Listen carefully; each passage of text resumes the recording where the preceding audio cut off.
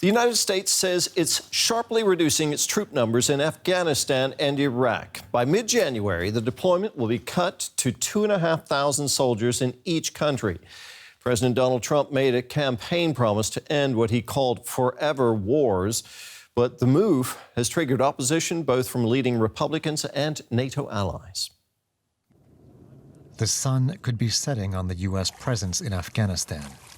American soldiers have been fighting here since 2001, helping stabilize the country after overthrowing Taliban rule, but suffering over 2,000 deaths. Over time, troop numbers have waned. Now, outgoing President Donald Trump will further reduce the number of soldiers here and in Iraq. In light of these tremendous sacrifices, and with great humility and gratitude to those who came before us, I am formally announcing that we will implement President Trump's orders to continue our repositioning of forces from those two countries. By January 15th, 2021, our forces, their size in Afghanistan, will be 2,500 troops. Our force size in Iraq will also be 2,500. As U.S. troop numbers dwindled, extremists gained in strength. This attack on Kabul University last week killed 22 people.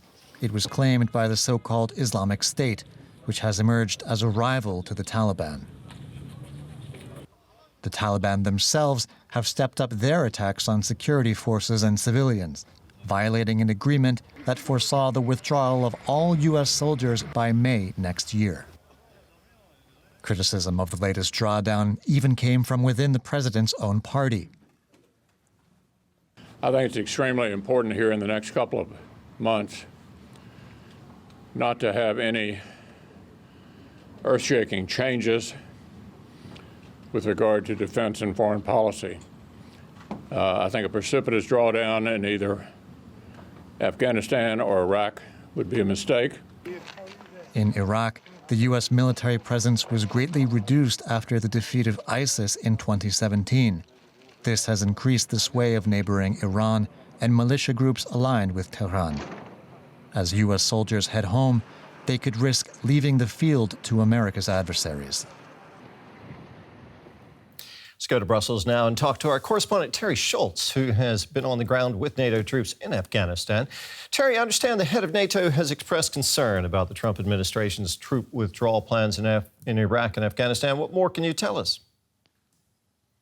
That's right, Terry. Even before the announcement was final, Secretary General Jens Stoltenberg put out a statement expressing the closest that a Norwegian diplomat comes to being displeased. He reminded the United States that the presence in Afghanistan is conditions-based. That means that a precipitous withdrawal right now when conditions are not being met, when there's still widespread Taliban violence, could mean leaving the country again open to become a terrorist haven. Secretary General Stoltenberg said every country wants to bring its troops home, but the time is not now right. He also reminded the United States that many NATO soldiers have fought and died alongside the Americans.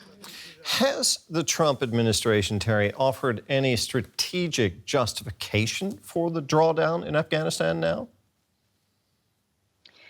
Well, it's not clear exactly what Acting Defense Secretary Christopher Miller said to Secretary General Stoltenberg in a call they had on Friday and again a call earlier this week. But from press reports, it seems that Miller did not exactly say to Stoltenberg that they were going to make this announcement of the troop cuts. And this is really important because all countries, all of the NATO troops in Afghanistan are to some extent reliant on infrastructure provided by the United States. So this isn't really something you want to leave to a last-minute announcement.